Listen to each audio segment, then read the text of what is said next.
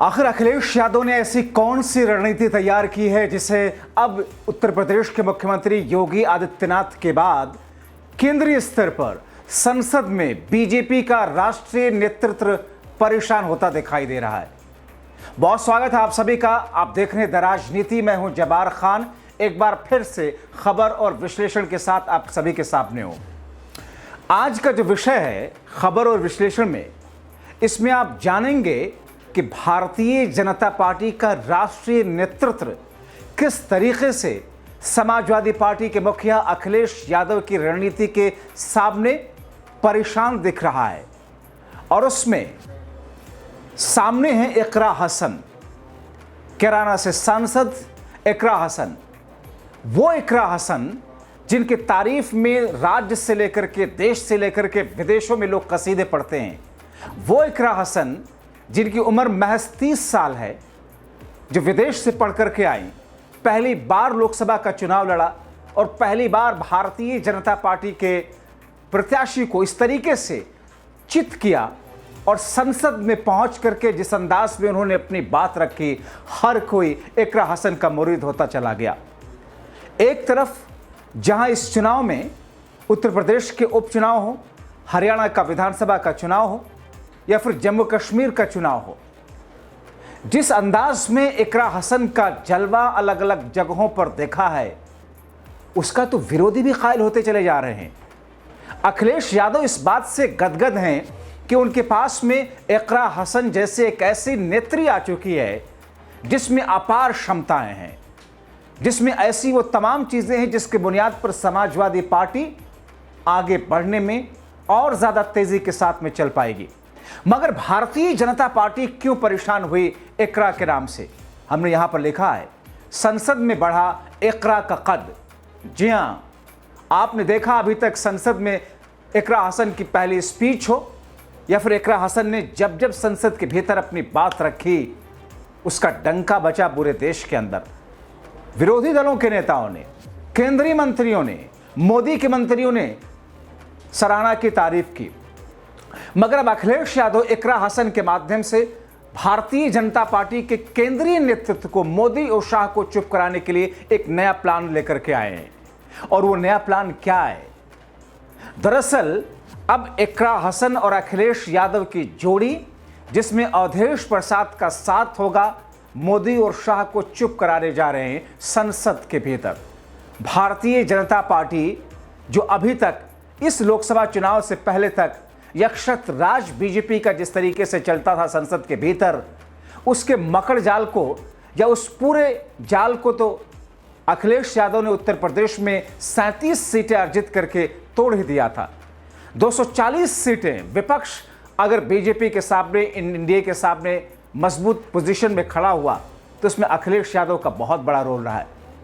और अब केंद्र का भारतीय जनता पार्टी का नेतृत्व, मोदी और शाह की रणनीति संसद में, जिसको पूर्ण रूप से भरपूर जवाब मिलने जा रहा है। आगे जब संसद के भीतर सत्र की शुरुआत होगी तो इकरा का रुतबा एक अलग तरीके से देखेगा। वो क्या है प्लान? दरअसल अखिलेश यादव ने प्लान यह तैयार किया है कि अभी तक अखिलेश के बगल में अवधेश प्रसाद, जो कि अयोध्या में बीजेपी को हरा करके संसद में पहुंचे, और वो भी एक आम सीट से, एक जनरल सीट से, एक दलित शख्स को खड़ा करके अखिलेश यादव ने जो रणनीति अपनाई थी, उसमें 100 में से 100 मार्क्स अवधेश प्रसाद ने स्कोर किए थे। तो अवधेश के साथ में अखिलेश ने जिस तरीके से धूल चटाने का काम भारतीय जनता पार्टी के सांसदों को या फिर बीजेपी की उन आवाज़ों को संसद में किया है, अब उसमें इकरा हसन के सहारे अखिलेश यादव ने नई प्लानिंग तैयार की है बीजेपी को चुप कराने के लिए, भारतीय जनता पार्टी के नेताओं को चुप कराने के लिए और विशेष रूप से मोदी और शाह को चुप कराने के लिए। हमने देखा संसद के भीतर अखिलेश यादव का तेवर आपने पहली बार देखा होगा जब लोकसभा स्पीकर की नियुक्ति हुई थी, चुनाव हुआ था, वो बधाई दे रहे थे, लेकिन जिन शब्दों का निस्तर अखिलेश यादव ने चुभाया था उस वक्त मोदी और शाह के साथ साथ में खुद लोकसभा के स्पीकर को, उसका एहसास शायद अगले चुनाव तक रहेगा ही रहेगा। हमने देखा कि राहुल गांधी को जाति के सवाल पर अनुराग ठाकुर, पूर्व केंद्रीय मंत्री, भारतीय जनता पार्टी के नेता जिस तरीके से, जिस भाषा में जाति वाले मुद्दे को लेकर के, जिस तरीके से अभद्र टिप्पणी राहुल गांधी को लेकर की, उसके फौरन बाद अखिलेश यादव ने खड़े होकर के जिस अंदाज में बीजेपी के साथ अनुराग ठाकुर को एक तरीके से नसीहत देने का, डांटने का काम किया था, अब वही अंदाज आप देखेंगे संसद के भीतर इकरा हसन का। क्योंकि संसद में समाजवादी पार्टी अब और मजबूत पोजीशन में होने जा रही है। क्योंकि संसद के भीतर आप सीटों के अरेंजमेंट को देखते हैं, जिस तरीके से लोकसभा का आसन यहां पर होता है, कुर्सी होती है, दाएं साइड में सत्ता पक्ष के लोग बैठते हैं, बाईं तरफ विपक्ष के लोग बैठते हैं, फ्रंट रो आप दाएं तरफ, बाएं तरफ और सामने की कुर्सियां होती हैं। बाएं साइड में विपक्ष की तरफ जो फ्रंट रोज हैं, आपने अभी तक यही देखा कि राहुल गांधी वहां पर बैठते हुए दिखते हैं, नेता प्रतिपक्ष हैं, सदन में विपक्ष के नेता हैं। उसी रो में अखिलेश यादव बैठे हुए दिखते हैं। उसी रो में अखिलेश के बगल आपने अवधेश प्रसाद को देखा बैठे हुए। उसी रो में आपने देखा कि अवधेश और अखिलेश के जस्ट पीछे डिंपल यादव बैठी हुई देखी हैं। मगर अब चूंकि फ्रंट रो में अभी समाजवादी पार्टी के पास में महज एक सीट थी, हालांकि ये व्यवस्थित तरीका नहीं था, अभी तक सीटें आवंटित नहीं की गई थी, मगर अब सीटें आवंटित होने जा रही हैं। समाजवादी पार्टी का कद, समाजवादी पार्टी का रुतबा तो बढ़ेगा ही, क्योंकि आगे की रो में, फ्रंट रो में सपा को 2 सीटें, महत्वपूर्ण सीटें मिलने जा रही हैं। तो ऐसे में इस फैसले के बाद में, सीटों की इस अरेंजमेंट के बाद में जो स्थायी सीटें होंगी, उसमें इकरा हसन का कद निकल करके कैसे सामने आ रहा है। इकरा हसन किस तरीके से मोदी शाह को जवाब देंगी, इकरा हसन किस तरीके से भारतीय जनता पार्टी को बैकफुट पे डालने के लिए अपनी आवाज उठाएंगी। सुनिए, क्योंकि अखिलेश के बगल अब इकरा हसन भी बैठेंगी। ये एक ऐसी स्थिति अब बन रही है संसद के भीतर समाजवादी पार्टी के लिए, जिसमें सपा मजबूती से उभरेगी संसद के अंदर, और ज्यादा मजबूती के साथ, जिसमें समाजवादी पार्टी के मुखिया अखिलेश यादव के पीडीए का दबदबा दिखेगा संसद के भीतर। क्योंकि जो फॉर्मूला जो पीडीए अखिलेश यादव ने बनाया, उत्तर प्रदेश की राजनीति में धराशायी किया विपक्षियों, विरोधियों को, बीजेपी को, वो पीडीए का असर अब संसद के भीतर भी दिखेगा। कैसे? पीडीए में शुरुआत में जब पीडीए का अनाउंसमेंट किया गया था, जिसमें पिछड़ा, दलित, अल्पसंख्यक, बाद में उसके साथ में अल्पसंख्यक के साथ में एक और अगड़ा भी जोड़ा गया था। लेकिन अखिलेश यादव पिछड़े समाज से आते हैं, अवधेश प्रसाद दलित समाज से आते हैं, और इकरा हसन अल्पसंख्यक समाज से आती हैं। यानी कि संसद के भीतर समाजवादी पार्टी ने पीडीए का पूरा एक खाका, एक जो आईना है, वो फ्रंट सीट पे ले जाकर के रख दिया है।